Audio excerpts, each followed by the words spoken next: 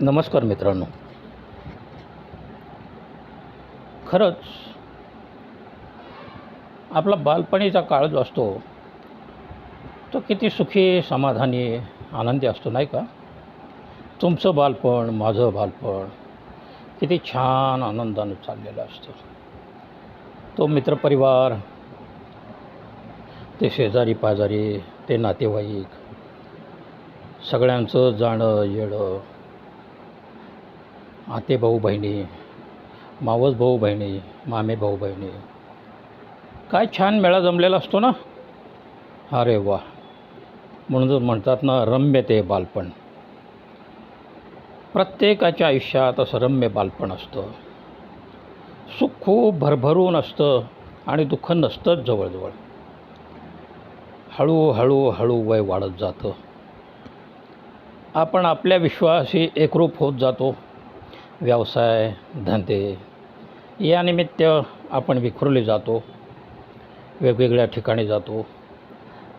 नात्यागोत्यातली गोडी हळू कमी होत जाते. तो मित्रपरिवार, ते शेजारी पाजारी यांच्या स्मृतिपटलावर राहतात त्या फक्त आठवणी. पण काही वेळेला असं घडतं की नियती, नशीब हे जे काही म्हणतात ना, ते प्रत्येकाच्या आयुष्यात येते, डाव साधते. आणि हे नियती आणि नशीब असतं ना, हे फार क्रूर असतं मित्रांनो. एका समुद्रात एक जहाज चाललेलं असतं, मोठं जहाज असतं. त्यामध्ये अनेक प्रवासी असतात, आनंदानं प्रवास करत असतात.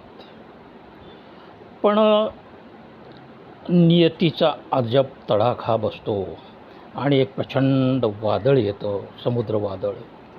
प्रचंड लाटा येतात आणि ते वादळ त्या जहाजाला पार चकनाचूर करून टाकतं. त्यात प्रवास करणारे प्रवासी कोणी काळाच्या उदरात गडप होऊन जातात, कोणी पोहत समुद्र किनाऱ्याला लागतात.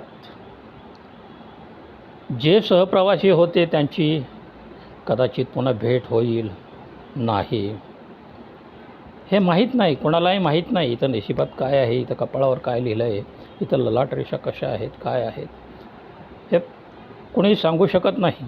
प्रत्येकाचं नशीब वेगळं, प्रत्येकाचं प्रारब्ध वेगळं, प्रत्येकाचं कर्मगत वेगळं, त्याप्रमाणे घटना घडत राहतात.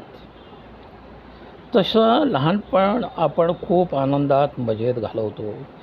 खूप छान आयुष्य असतं ते. स्वर्गीय वातावरण, स्वर्गीय प्रेम, निष्पाप प्रेम, निरपेक्ष प्रेम, स्वार्थ, मोह, अहंकार काही नसतो. स्वतः उपाशी राहायचं आणि समोरच्याला आनंदानं खाऊ घालायचं. स्वतः संकटं स्वतःवर घ्यायची, स्वतः आर्थिक अडचणी स्वतःकडे घ्यायच्या आणि दुसऱ्याला आनंदी करायचं, दुसऱ्याच्या आर्थिक अडचणी सोडवायच्या. किती छान आनंदी आयुष्य असतं ना ते मित्रांनो. पण हे आयुष्य केव्हा उडून जातं, केव्हा संपून जातं, हे आपल्यालाही कळत नाही. ते छान आनंदी आयुष्य पुन्हा येत नाही. ती सगळी नाती गोती उडून जातात दूर दूर.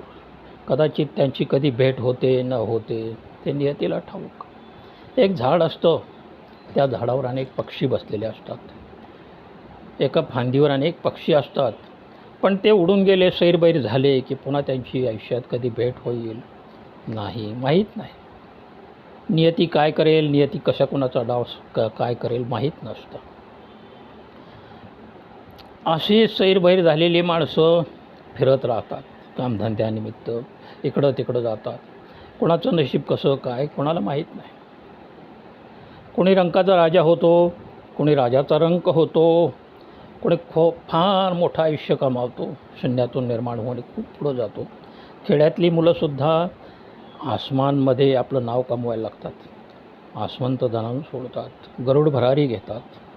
काही माणसं वेळेची शहाणी होतात, काही माणसं वेळी होऊन निसर्गाच्या नियतीच्या तडाख्यानं सैरबैर होऊन रस्त्यानं फिरायला लागतात. काही माणसं अनाथ होऊन फिरायला लागतात, कोण त्यांना आधार. हे असं जीवनाचं गणित आहे मित्रांनो. आज आपल्यापुढं हा एक छान लहानपणीचा विषय मांडतो आहे, कारण तुमचं लहानपण, माझं लहानपण खूप छान होतं, खूप आनंदी होतं, खूप मस्त होतं.